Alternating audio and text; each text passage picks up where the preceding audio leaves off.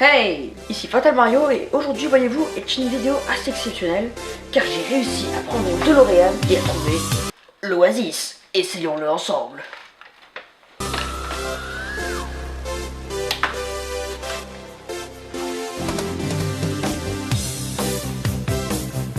Link start.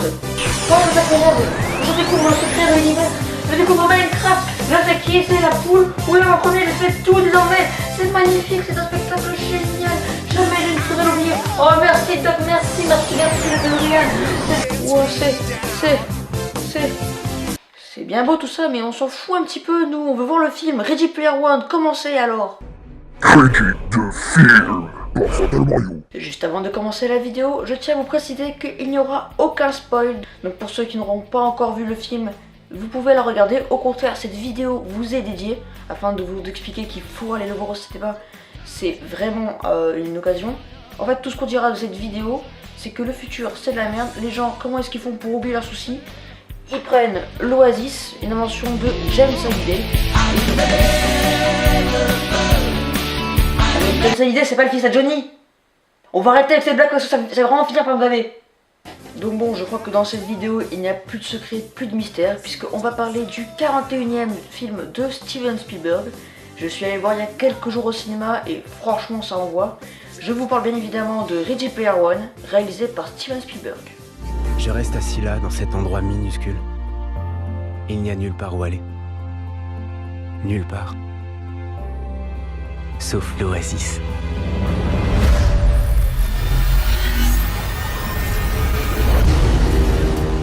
Un univers entièrement virtuel.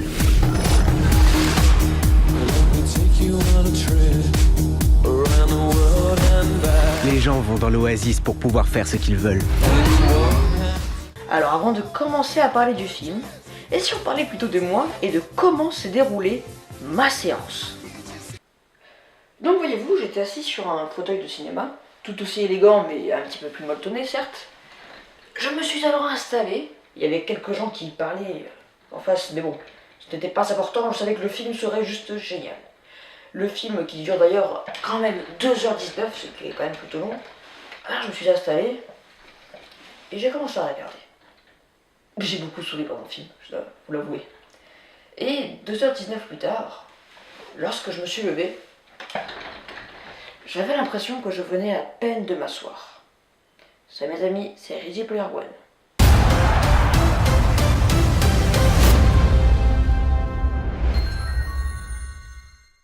Alors juste parce que je vois venir, hein, moi de petit filou, ouais, il est allé voir les résumés sur internet, et il se permet de faire une critique, hein, et c'est quoi ça? Hein, Jean-Kevin, qu'est-ce que c'est? Vas-y, explique-moi, c'est quoi? Alors juste pour revenir à tout à l'heure où je vous ai dit qu'on ne pouvait pas s'empêcher de sourire tout le long du film, et bah c'est vrai parce que Steven Spielberg saura vous régaler de très nombreuses références tout le long du film, autant pour les petits que pour les grands. Je ne vous spoil pas parce que tout est dans la bande d'annonce.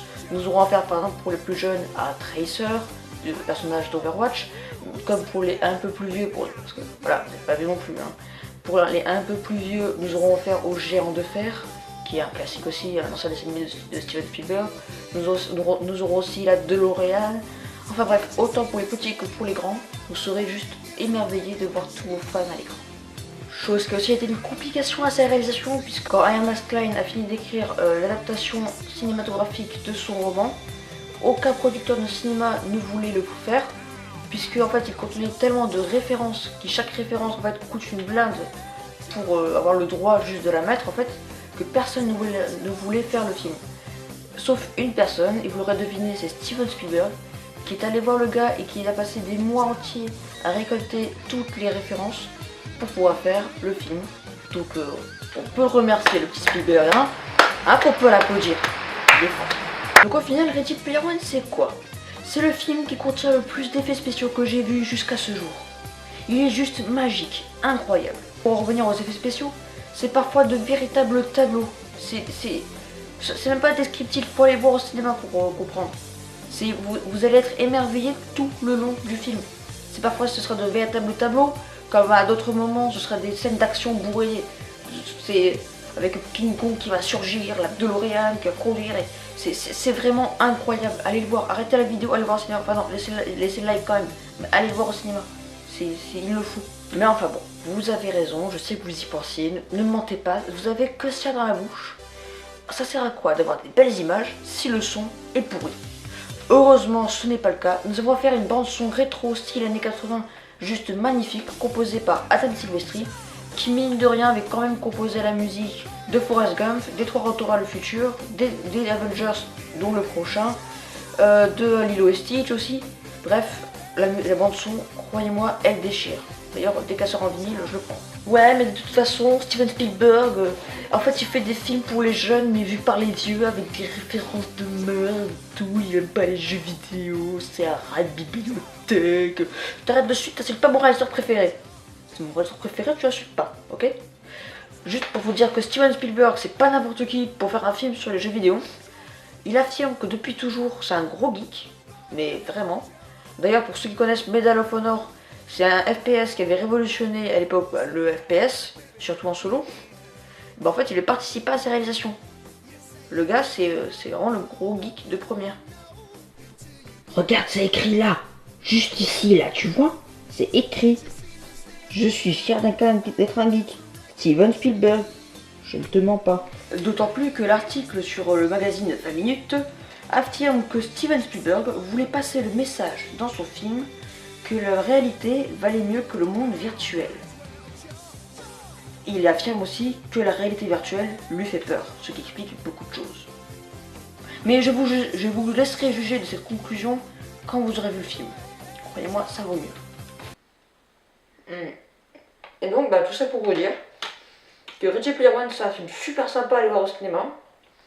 Les effets spéciaux sont terribles. Si vous pouvez, allez le voir en Dolby Atmos. Éviter la 3D, c'est pas ce qu'il y a de meilleur. Mais ouais, cinéma, vraiment à voir. Plus qu'à la télé, hein, sans voir plus. Là, c'est un peu la terrasse.